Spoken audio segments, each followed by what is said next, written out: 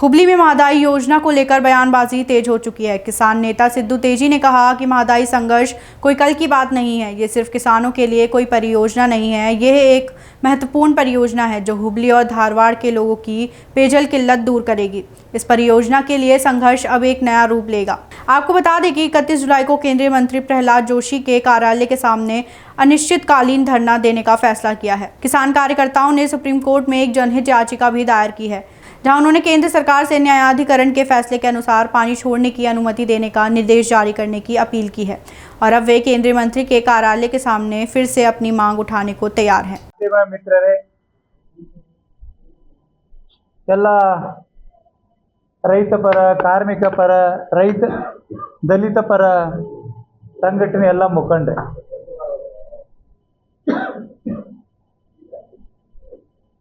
ಇವತ್ತು ಉತ್ತರ ಕರ್ನಾಟಕದ ಕುಡಿಯುವ ನೀರಿಗಾಗಿ 1965 ರಿಂದ 2025 ರವರೆಗೆ ನಿರಂತರವಾಗಿ ಉತ್ತರ ಕರ್ನಾಟಕದ 4 ಜಿಲ್ಲೆಯ 13 ತಾಲೂಕಿನ ಜನ ನಿರಂತರವಾಗಿ ಹೋರಾಟವನ್ನು ಮಾಡ್ಕೊಂಡು ಬರ್ತಾ ಇದ್ದಾರೆ. ಹೋರಾಟ ಸಾಕಷ್ಟು ನಡೆದಾಗ ಆ ಕಾಲಘಟ್ಟದಲ್ಲಿ ಕೇಂದ್ರ ಸರ್ಕಾರ, ರಾಜ್ಯ ಸರ್ಕಾರ ಚುನಾವಣೆ ಸಂದರ್ಭದಲ್ಲಿ ಮಾತ್ರ ನಮ್ಮನ್ನ ಚೂಟುವುದು, ತೊಟ್ಲ ತೂಗುವಂತ ಪರಿಸ್ಥಿತಿಯನ್ನ ಮಾಡ್ಕೊಂಡು ಬಂದರು. 14ರಲ್ಲಿ ದೊಡ್ಡ ಪ್ರಮಾಣದಾಗ ಈ ಭಾಗದಲ್ಲಿ ಬರಗಾಲ ಸಮಯದಲ್ಲಿ ಹೋರಾಟ ಪ್ರಾರಂಭ ಆಗಿ ಇನ್ನೇನು ಉತ್ತರ ಕರ್ನಾಟಕ ಪ್ರತ್ಯೇಕ ರಾಜ್ಯ ಆಗ್ತದೆ ಅನ್ನುವಂಥ ನಿಟ್ಟಿಗೆ ಬಂದಾಗ ಅವತ್ತಿನ ಮುಖ್ಯಮಂತ್ರಿ ಸಿದ್ದರಾಮಯ್ಯ ಅವರು ಈ ಹೋರಾಟಕ್ಕೆ ಮಣಿದು ನಮ್ಮನ್ನು ಡೆಲ್ಲಿ ಕರ್ಕೊಂಡೋಗಿ ನರೇಂದ್ರ ಮೋದಿಯವರ ಜೊತೆಗೆ ಸರ್ವಪಕ್ಷ ಸಭೆಯಲ್ಲಿ ಕರ್ಕೊಂಡು ಹೋದರು. ಅವತ್ತು ನರೇಂದ್ರ ಮೋದಿಯವರು ತಮ್ಮ ಅಧಿಕಾರವನ್ನು ಬಳಸಿಕೊಂಡು ಸಂವಿಧಾನ ಮುಖಾಂತರ ನಮ್ಮ ಭಾಗದ ಸಮಸ್ಯೆಯನ್ನು ಬಗೆಹರಿಸಬೇಕಾಗಿತ್ತು. ಆದರೆ ಆ ಸಭೆಗೆ ಹೋಗು ಹಿಂದಿನ ದಿನ ಪ್ರಹ್ಲಾದ್ ಜೋಶಿ ಅವರು ಏನು ಸ್ಟೇಟ್ಮೆಂಟ್ ಮಾಡಿದ್ರು ಬೆಂಗಳೂರಾಗ, ಸಂಪೂರ್ಣ ಬಹುಮತ ಇರುವಂಥ ನಮ್ಮ ದೇಶದ ಪ್ರಧಾನಮಂತ್ರಿ ಪ್ರಹ್ಲಾದ್ ಜೋಶಿ ಅವರು ಮಾತಾಡಿದ ಸ್ಟೇಟ್ಮೆಂಟನ್ನು ಕೂಡ ನಮ್ಮ ಎದುರುಗಡೆ ಮಾತಾಡಿದರು. ಭಾಳ ದುಃಖ ಆಯಿತು. ಆದರೆ ಅನಂತ್ ಕುಮಾರ್ ಅವರು ಅವತ್ತು ಕೇಂದ್ರ ಮಂತ್ರಿ ಇದ್ದರು, ನಾನು ನಿಮ್ಮ ಪರವಾಗಿದ್ದೀನಿ, ಸರಿಪಡಿಸ್ತೇವೆ ಅಂತ ಹೇಳಿದ್ರು. ಮತ್ತೆ ಟ್ರಿಬ್ಯುನಲ್ ಆದೇಶ ಬಂದ ತಕ್ಷಣ ನಿಮ್ಮ ಸಮಸ್ಯೆ ಬಗೆಹರಿತದಂದ್ರು. ಆಯಿತು, ನಾವು ಕಾನೂನಿಗೆ ತಲೆಬಾಗಬೇಕು, ಮತ್ತೆ ನಿರಂತರ ಹೋರಾಟ ಮಾಡಿದ್ದೇವೆ. ಕಾನೂನಲ್ಲಿ ನಮಗೆ ಜಯ ಸಿಕ್ತು.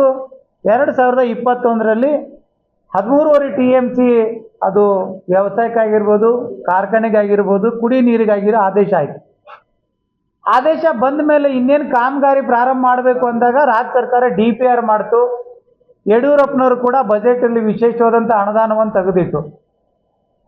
ಇದೇ ಪ್ರಹ್ಲಾದ್ ಜೋಶಿ ಅವರು ಮತ್ತೆ ಒಂದು ಪ್ರಾರಂಭ ಮಾಡಿ ಗೋವಾ ಮುಖ್ಯಮಂತ್ರಿ ತಮ್ಮ ಮಗಳ ಮದುವೆ ಕರೆದ್ರು. ಈ ಸಮಸ್ಯೆ ಬಗ್ಗೆ ಮಾತಾಡ್ತೀನಿ ಅಂತ ಹೇಳಿದವರು ಇವತ್ತು ಇಲ್ಲ, ಅದು ಕೇಂದ್ರದಾಗ ಮತ್ತೊಂದು ನಮಗೆ ಪರ್ಮಿಷನ್ ಬೇಕು, ಪರಿಸರ ಇಲಾಖೆಯಿಂದ ಪರ್ಮಿಷನ್ ಬೇಕು. ಆಯಿತು, ಅದಕ್ಕಾಗಿ ಸಾಕಷ್ಟು ಸಭೆಗಳು ನಡೆದು ಆ ಒಂದು ಕಮಿಟಿ ಮಾಡಿದ್ರು. ಆ ಕಮಿಟಿಯಲ್ಲಿ ಬೇರೆ ಬೇರೆ ರಾಜ್ಯದ ಸಮಸ್ಯೆಗಳು ಬಂದಾಗ ಸ್ಪಂದಿಸುವಂಥ ಆ ಕಮಿಟಿ, ಮಹದಾಯಿ ವಿಚಾರ ಬಂದಾಗ ಆ ಕಮಿಟಿಯನ್ನು ಮೊಟಕುಗೊಳಿಸೋದು, ಸಮಯವನ್ನು ಮುಂದೆ ಹಾಕೋದು ಮಾಡ್ಕೊಂಡು ಬಂದರು. ತಾರ್ಕಿಕವಾಗಿ ಗೋವಾದ ಮುಖ್ಯಮಂತ್ರಿ ಕೂಡ ಅವತ್ತು ಮನೋಹರ್ ಪಾರಿಕರು ಟ್ರಿಬ್ಯುನಲ್ ಆದೇಶ ಪ್ರಕಾರ ಇರ್ತೇವೆ ಅಂತ ಹೇಳಿದರು. ಈ ಕಳೆದ ವಾರದಿಂದ ಗೋವಾ ಮುಖ್ಯಮಂತ್ರಿ ಮತ್ತೊಂದು ಕುಂಟನೆಪನ ಸ್ಟಾರ್ಟ್ ಮಾಡ್ಯಾರ, ಮತ್ತೆ ನಾವು ಕೋರ್ಟಿಗೆ ಹೋಗ್ತೇವೆ ಅಂತ. ನಮ್ಮ ನೆಮ್ಮದಿಯನ್ನು ಹಾಳು ಮಾಡದೆ ನಮ್ಮ ಸಿಟ್ಟನ್ನು ನೀವು ತಡವಾಗಿ ಹೋಗಬೇಡ್ರಿ. ಯಾಕೆಂದರೆ ಉತ್ತರ ಕರ್ನಾಟಕ ರೈತರು ಮತ್ತು ಈ ಭಾಗದ ದಲಿತರಾಗಿರ್ಬೋದು, ಕನ್ನಡಪರಾಗಿರ್ಬೋದು, ಕಾರ್ಮಿಕ ಪರ ನಾವೆಲ್ಲ ನಿಮಗೆ ಪೋರ್ಚುಗೀಸರು ನಿಮ್ಮನ್ನು ಆಳುವಾಗ ನೀವು ಪರವಾಗಿ ನಿಂತು ನಾವು ನಿಮ್ಮನ್ನು ಸ್ವತಂತ್ರಗೊಳಿಸ್ತವ್ರು. ನಾವು ತಾರ್ಕಿಕ ಅಂತ್ಯಕ್ಕೆ ಬಂದಿದ್ದೇವೆ. ಈ ಎಲ್ಲ ಕುಮ್ಮಕ್ಕಿಗೆ ಕಾರಣರಾದರು ಪ್ರಹ್ಲಾದ್ ಜೋಶಿ ಅವರು. ಪ್ರಹ್ಲಾದ್ ಜೋಶಿ ಅವ್ರ ಮಗಳ ಮನೆ ಮದುವೆಗೆ ಬರುವಂಥ ಮುಖ್ಯಮಂತ್ರಿಗೆ ಈ ಭಾಗದಾಗ 5 ಸಾರಿ ವೋಟ್ ಅನ್ನೋ ಭಿಕ್ಷಾ ಮುಖಾಂತರ ರಾಜಕೀಯ ಶಕ್ತಿ ಕೊಟ್ಟೇವೆ. ಪ್ರಹ್ಲಾದ್ ಜೋಶಿ ಅವರು ಪ್ರತಿದಿನ ಒಂದೊಂದು ಹೇಳಿಕೆ ಕೊಡ್ತಾರೆ. ಮಹದಾಯಿ ವಿಚಾರ ಬಂದಾಗ ಸುಮ್ಮನೆ ಕೊಡ್ತಾರೆ. ಇದೇ ಟ್ರಿಬ್ಯುನಲ್ ಆದೇಶ ಬಂದಾಗ ಅಮಿತ್ ಶಾ ಅವರು ನಮ್ಮ ನಾಡಿಗೆ ಬಂದು, ಉತ್ತರ ಕರ್ನಾಟಕ ಬಂದು ದೊಡ್ಡ ದೊಡ್ಡ ಸಮಾವೇಶ ಮಾಡ್ತೀವಿ. ನರಗುಂದಲ್ಲಿ ಒಂದು ಸಮಾವೇಶ ಕೂಡ ಮಾಡಿದರು. ಇನ್ನೇನು ಕಾಮಗಾರಿ ಪ್ರಾರಂಭ ಮಾಡ್ತೇವಂತ. ನಿಮ್ಮ ತಾಕತ್ತು ದಮ್ಮು ಕೇವಲ ಮಾಧ್ಯಮದ ಮುಖಾಂತರ ರೈತರ ದಾರಿ ತಪ್ಪಿಸುವಂಥ ಒಂದು ಹೇಳಿಕೆ ಆಯಿತು. ಪ್ರಹ್ಲಾದ್ ಜೋಶಿ ಅವ್ರಿಗೆ ನಮ್ಗೆ ಅನಿವಾರ್ಯ ಆಗಿದೆ. ನಾವು ಇದೇ 31ನೇ ತಾರೀಕಿಗೆ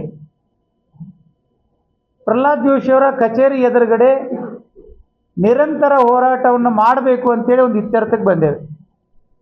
31ನೇ ತಾರೀಕಿಗೆ ಪ್ರಹ್ಲಾದ್ ಜೋಶಿ ಅವರ ಕಚೇರಿ ಎದುರುಗಡೆ, ಯಾಕೆ ಮನೆ ಅಂದರೆ ಅವ್ರ ಕುಟುಂಬ ಇರ್ತದೆ, ಅದು ಸರ್ಕಾರಿ ನಿವಾಸ ಆಗಿರೋ ಪ್ರೈವೇಟ್ ಮನೆ ಇರೋದ್ರಿಂದ ಡೆಲ್ಲಿಯಲ್ಲಿ ಅವ್ರ ಸರ್ಕಾರ ಕಟ್ಟಡ ಇದೆ, ಸರ್ಕಾರಿ ಬಂಗ್ಲೆ ಇದೆ, ಅಲ್ಲಿ ಮಾಡಬೇಕು.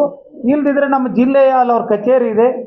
ನಮ್ಮ ಹಣದಿಂದನೇ ಸುಮಾರು 2-2.5 ಕೋಟಿ ಖರ್ಚು ಮಾಡಿ ದೊಡ್ಡದೊಂದು ಕಚೇರಿ ಕಟ್ಟ್ಯಾರ. ಅದು ಕಚೇರಿ ಕೇವಲ ರೈಲ್ವೆ ಪಾಸ್ ಕೊಡೋಕ್ಕಾಗ್ಬಿಟ್ಟೈತೆ. ಅದು ಸರ್ಕಾರಿ ಯಾವುದೇ ಅಲ್ಲಿ ಚರ್ಚೆ ಆಗೋಲ್ಲ. ಕೇವಲ ರೈಲ್ವೆ ಪಾಸು ಈ ನಾರ್ತ್ ಇಂಡಿಯಾದವ್ರು ಬಂದು ಒಂದಿಷ್ಟು ಮಂದಿ ಅದಾರ, ಅವ್ರು ರೈಲ್ವೆ ಪಾಸ್ ಕೊಡೋಕ್ಕಂತ ಆಗ್ಬಿಟ್ಟೈತೆ ಆ ಕಚೇರಿ. ಆ ಕಚೇರಿ ಎದುರುಗಡೆನೆ ಅಧಿಕೃತವಾಗಿ ನಮ್ಮ ಕೇಂದ್ರ ರಾಜ್ಯ ಸರ್ಕಾರದಿಂದ ಏನವ್ರಿಗೆ ಬಾಡಿಗೆ ಕಟ್ತದ ಆ ಕಟ್ಟಡದ ಎದುರುಗಡೆನೆ 31ನೇ ತಾರೀಕಿಗೆ ಗುರುವಾರ ಹೋರಾಟ ಮಾಡಬೇಕಂತ ನಿರ್ಧಾರ ತಗೊಂಡೇವೆ. ನಾನು ಲೋಕನಾಥ್ ಹೆಬ್ಸೂರ್ ಅವರು ನನಗೆ ಫೋನ್ ಮಾಡಿದರು. ಆಮೇಲೆ ಅನ್ನಿಗೇರಿಯಿಂದ ಹೋರಾಟಗಾರ ಫೋನ್ ಮಾಡಿದರು, ಕುಂದಗೋಳದಿಂದ ಫೋನ್ ಮಾಡಿದರು. ಕೆಲವೊಂದಿಷ್ಟು ಜನ ಬಂದಾರೆ, ಕೆಲವೊಂದಿಷ್ಟು ಜನ ಫೋನ್ ಮಾಡ್ಯಾರ. ನಮ್ಮ ಕೇಂದ್ರ ಬಿಂದು ಅಂತ ಹೇಳಿದ್ರೆ ಹುಬ್ಳಿನೇ. ಪ್ರಹ್ಲಾದ್ ಜೋಶಿ ಅವ್ರ ಎದುರುಗಡೆ ಆಫೀಸ್ ಎದುರುಗಡೆ ಹೋರಾಟ ಮಾಡೋಣ ಮೊದಲಿಗೆ. ಅದಾದಮೇಲೆ ಬೇರೆ ಬೇರೆ ಜಿಲ್ಲಾದಾಗ ಏನು ಹೋರಾಟ ಮಾಡ್ತಾ ಇದ್ದಾರೆ ಆ ಮುಖಂಡರು ಕೂಡ ಇದೇ ವೇದಿಕೆ ಮೇಲೆ ಕರೆಯುವಂಥ ಒಂದು ಪ್ರಯತ್ನ ಮಾಡೋಣ ಅಂತ ಹೇಳಿದ್ದಾರೆ. ನಾನು ರೈತ ಸಂಘಟನೆಯ ಪ್ರಮುಖರ ಜೊತೆಗೆ ಬೆಂಗಳೂರಾಗ ಕೂಡ ಚರ್ಚೆ ಮಾಡಿದೆ.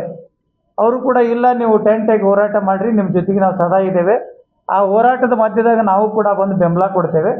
ತದನಂತರ ಈಗೇನು ಇವರು ನಮ್ಮ ನೀರಾವರಿ ಮಂತ್ರಿ DK ಶಿವಕುಮಾರ್ ಈ ಅಧಿವೇಶನ ನಡೆಯುವ ಮಧ್ಯದಲ್ಲಿ ನಾನು ಕೂಡ ಸರ್ವಪಕ್ಷ ಸಭೆಯನ್ನು ಕರ್ಕೊಂಡೋಗಿ ಚರ್ಚೆ ಮಾಡ್ತೀವಿ ಅಂತ ಹೇಳಿದ್ದಾರೆ.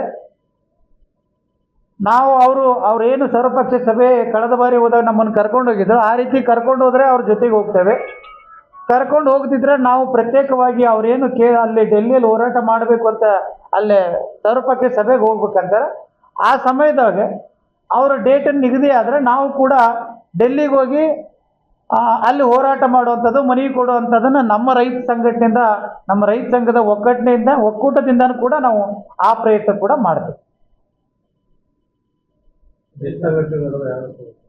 ಈಗ ಕಳಸಾ ಬಂಡೂರಿ ರೈತ ಹೋರಾಟ ಸಮಿತಿ, ಕರ್ನಾಟಕ ರಾಜ್ಯ ರೈತ ಸಂಘ ಮತ್ತು ಹಸಿರು ಸೇನೆ, AITC ಸಂಘಟನೆ, ಕಟ್ಟಡ ಕಾರ್ಮಿಕ ಸಂಘಟನೆ, ಆಟೋ ಚಾಲಕರ ಸಂಘಟನೆ, ನಿವೃತ್ತ ಶಿಕ್ಷಕರ ಸಂಘಟನೆ,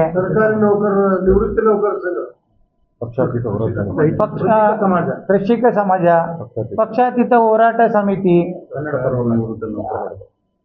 ಸರ್ಕಾರಿ ಶಿಕ್ಷಣ ನಿವೃತ್ತ ಹೋರಾಟ ಸಮಿತಿ, ಆಮೇಲೆ ಎಲ್ಲ ಸಂಘಟನೆ ಒಟ್ಟಾರೆ ಅಭಿಪ್ರಾಯ ಸಂಗ್ರಹ ಮಾಡಿ ಹೋರಾಟ ಒಂದೇ ಒಂದು ದಿಕ್ಕಿನಲ್ಲಿ ಸಾಗ್ತದೆ. ಅದು ಈ ಭಾಗದ ಕುಡಿಯೋ ನೀರಿನ ಯೋಜನೆಗೆ ಏನು ತಾರತಮ್ಯ ಆಗ್ತದೆ ಅದಕ್ಕೆ ತಾರ್ಕಿಕ ಅಂತ್ಯ ಬರಬೇಕಂತ ಹೇಳಿದ್ರೆ ಕೇಂದ್ರ ಸರ್ಕಾರನೇ ಹೊಣೆ ಹೊರಬೇಕು. ಕೇಂದ್ರ ಸರ್ಕಾರದಿಂದನೇ ಇದು ಆಗಬೇಕು ಅನ್ನೋಂಥ ವಿಚಾರದಲ್ಲಿ ಎಲ್ಲ ಸಂಘಟನೆಗಳು ವಿಚಾರ ಒಂದೇ, ಹೋರಾಟ ಅನಿವಾರ್ಯ. ಹೋರಾಟ ನಿರಂತರವಾಗಿರ್ತದೆ. ಅದನ್ನು ನಾವು ಮತ್ತೆ ಏನೇನು ಆಗ್ತದೆ ತಮ್ಮ ಮಾಧ್ಯಮದ ಮಿತ್ರರಿಗೆ ವಿಷಯ ತಿಳಿಸ್ತಾನೆ ಹೋಗ್ತೇವೆ. ಈಗ ವನ್ಯಜೀವಿ ಮಂಡಳಿದು ಅನುಮತಿ ಸಿಗಬೇಕಾ ಇಲ್ಲ ಪರಿಸರ ಇಲಾಖೆ? ಪರಿಸರ ಇಲಾಖೆದೇ ಸಿಗಬೇಕು. ನೋಡಿ, ವನ್ಯಜೀವಿ ಮಂಡಳಿದು ಇವತ್ತೇನು ತಮ್ನಾರ್ ಮಾಡ್ತಾ ಇದ್ದಾರೆ, ಅಲ್ಲಿ ಹುಲಿ ಕಾರಿಡಾರ್ ಇರೋದ್ರಿಂದ ವಿಶ್ವಸಂಸ್ಥೆನೇ ಕೂಡ ಅಲ್ಲಿ ಪ್ರಾವಿಷನ್ ಮಾಡಿಕೊಡಬಾರ್ದಂತಿತ್ತು. ಅಭಯಾರಣ್ಯದಲ್ಲಿ ಮಾಡಿಕೊಡಬಾರ್ದಂತ ವಿಶ್ವಸಂಸ್ಥೆ ಹೇಳ್ತದೆ. ಹುಲಿ ಅಭಯಾರಣ್ಯದಲ್ಲಿ ಮಾಡಬಾರ್ದಂತಿದೆ. ತಮಿಳ್ನಾಡಿಗೆ ಆಲ್ರೆಡಿ ಕೊಟ್ಟಿರೋದ್ರಿಂದ ಇಲ್ಲಿ ಪರಿಸರ ಇಲಾಖೆಯಿಂದ ಮಾತ್ರ ಬರಬೇಕು. ಯಾಕೆ ಟ್ರಿಬ್ಯುನಲ್ ಆದೇಶ ಬಂದ ಮೇಲೆ ಅವ್ರು ಬರ್ದಿದ್ದು ಸ್ಪಷ್ಟೀಕರಣ ಕೊಟ್ಟಿದ್ದು ಪರಿಸರ ಇಲಾಖೆಯಿಂದ ಒಂದು ಪರ್ಮಿಷನ್ ತಗೋಬೇಕು ಅಂತ. ಅದಕ್ಕಾಗಿಯೇ ಇಲ್ಲಿವರೆಗೆ ಇದು ಡಿಲೇ ಆಗ್ತಾ ಇದೆ. ಎಲ್ಲೋ ರೈತರಲ್ಲಿ ಒಗ್ಗಟ್ಟು ಕೊರತೆ ಕಾಡ್ತಿದೆಯಲ್ಲ ಇಲ್ಲ, ಯಾವುದೇ ಅಂದ್ರೆ ಮೊನ್ನೆ ರೈತ ಹುತಾತ್ಮದಲ್ಲಿ 3 ಸಂಘಟನೆಯವರು 3 ಥರ ಪ್ರೊಟೆಸ್ಟ್ ಹೋರಾಟ ಎಲ್ಲ ಮಾಡಿದ್ರು. ಅದಕ್ಕೆ ಸಂಬಂಧ ರಾಜಕಾರಣಿಗಳು ಇದನ್ನ ಬಳಸ್ಕೊಳ್ಳೋ ಅಂತಾರ ಪೊಲಿಟಿಷಿಯನ್ಗಳು ಡಿವೈಡ್ ಅಂಡ್ ರೂಲ್ ಮಾಡ್ತಿಲ್ಲ ನೋಡಿ ಒಂದು ನಿಮಿಷ ಈಗ ಇವ್ರ ಅನ್ಸರ್ ಒಂದು ನಿಮಿಷ. ಸ್ವತಂತ್ರ ಸಿಕ್ಕಾಗಿಂದ ಇಲ್ಲಿವರೆಗೆ ಯಾವುದೇ ಸಂಘಟನೆ ಪ್ರಬಲವಾಗಿ ಒಂದು ವಿಷಯದಾಗ ಹೋರಾಟ ಮಾಡುವಾಗ ಅವ್ರ ಫಂಡಮೆಂಟಲ್ ರೈಟ್ಸ್ ಅಂತ ಕಿತ್ಕೊಳ್ಳುವಂಥ ಎಲ್ಲ ಪಕ್ಷದವರು ಮಾಡ್ಯಾರ. ಅದು BJP ಆಗಿರ್ಬೋದು, ಕಾಂಗ್ರೆಸ್ ಆಗಿರ್ಬೋದು, ಲೆಫ್ಟಿಸ್ಟ್ ಆಗಿರ್ಬೋದು, ಎಲ್ಲರೂ ಮಾಡ್ಯಾರ. ಹೋರಾಟಗಳನ್ನ ಮೊಟಕುಗೊಳಿಸೋಕ್ಕೆ ಎಲ್ಲರೂ ಆಯಾ ಕಾಲಘಟ್ಟದಲ್ಲಿ ತಕ್ಕಂತೆನೇ ಮಾಡ್ಕೊಂಡು ಬಂದಾರೆ. ನಮ್ಮ ಹೋರಾಟ ನಡೆದಾಗೂ ಕೂಡ ನಮ್ಮ ಟೆಂಟ್ ಒಳಗೆ ಹೋರಾಟಕ್ಕೆ ಬಂದ ಕುಂತಂಥವ್ರನ್ನ ಜಗದೀಶ್ ಶೆಟ್ಟರ್ ಮನೆಯಲ್ಲಿ ಮಾರನೇ ದಿವಸ ಅವ್ರು ಕರ್ಕೊಂಡೋಗಿ ಸಮಜಾಯಿಸಿ ನಮ್ಮ ಹೋರಾಟಕ್ಕೆ ಬರಲಾರ್ದ ರೀತಿ ಮಾಡ್ಯಾರ. ಪ್ರಹ್ಲಾದ್ ಜೋಶಿ ಅವ್ರ ಮನ್ಯಾಗ ಕುಂತ್ಕೊಂಡು ಈ ಹೋರಾಟಕ್ಕೆ ಹೋಗ್ಬಾರ್ದಂತೂ ಮಾಡ್ಯಾರ. ಅವತ್ತು JDSನ ಪ್ರಮುಖರ ಲೀಡ್ರ್ ಮನ್ಯಾಗ ಹೋಗಿ ಆ ಹೋರಾಟಕ್ಕೆ ಹೋಗ್ಬೇಡ್ರಿ ಅಂತ ಕಾಲ ಕ್ರಮೇಣವಾಗಿ ಇದೆಲ್ಲ ಆಗ್ತಾ ಬಂದಿದೆ. ಇದೇನು ಹೊಸದು ಅಲ್ಲ ಮತ್ತು ಹಳೇದು ಅಲ್ಲ, ನಿಲ್ಲುದೂ ಇಲ್ಲ. ಈಗ ಮುಂದಿನ ಈಗ ಪ್ರಹ್ಲಾದ್ ಜೋಶಿ ಅವ್ರ ನಿವಾಸದ ಅನಿಲ್ ದೀಕ್ಷಾ ಅವರು ಹೋರಾಟ ಮಾಡ್ತಾರೆ ಅಂತ ಹೇಳಿದವರು ಹೋರಾಟ ತಗೊಂಡ್ಬಿಟ್ರು. ಈಗ ನಿಮ್ದು ಅದೇ ಕಟ್ಟೆ ಆದ್ರೆ ನೀವು ಏನು ಈಗ ರೈತರು ಭರವಸೆ ಯಾರ ಮೇಲೆ ಇರ್ತಾವೆ? ಈಗ ನೋಡಿ, ನಾವು ಇಲ್ಲಿವರೆಗೆ ನಮ್ಮ ಸಮಿತಿ, ನಮ್ಮ ಸಂಘಟನೆ, ನಮ್ಮ ಜೊತೆಗಿದ್ದವರು ಯಾವ ಕಾರಣಕ್ಕೂ ಇಲ್ಲಿವರೆಗೆ ನಾವು ಹಿಂಪಡೆದಂಥ ಉದಾಹರಣೆಗಳಿಲ್ಲ. ನಾವು ಹೋರಾಟ ಮಾಡೇವೆ. ನಮಗೆ ಹೋರಾಟ ಅನಿವಾರ್ಯವಾಗಿದೆ. ಯಾರು ಬರಲಿ ಬರದೇ ಇರಲಿ, ನಮ್ಮ ಜೊತೆಗೆ ಇರುವಂಥ ಸಂಘಟನೆ ಶಾಶ್ವತವಾಗಿ ನಮ್ಮ ಜೊತೆಗೆ 14ರಿಂದ ಇದ್ದಾವೆ. ಇವತ್ತು ಇದ್ದಾರೆ, ಮುಂದೂ ಇರ್ತಾರೆ. ಈ ವಿಶ್ವಾಸದಾಗ ನಾವು ಹೋರಾಟವನ್ನು ಕೈಗೊಳ್ತೀವಿ. ಮತ್ತು ನಿಮ್ಮ ಮುಂದೆನೇ ಎಲ್ಲ ಹೋರಾಟಗಾರರು ಹೇಳಿದ್ದಾರೆ, ಇವ್ರ ಹೋರಾಟಕ್ಕೆ ನಾವು ಸಂಪೂರ್ಣವಾಗಿ ನಮ್ಮ ಜೊತೆಗೆ ಇರ್ತೇವೆ ಅಂದರೆ ಆ ನಿಟ್ಟಿನಾಗ ನಾವು ವಿಶ್ವಾಸದಿಂದ ಹೋರಾಟವನ್ನು ಮಾಡ್ತೀವಿ.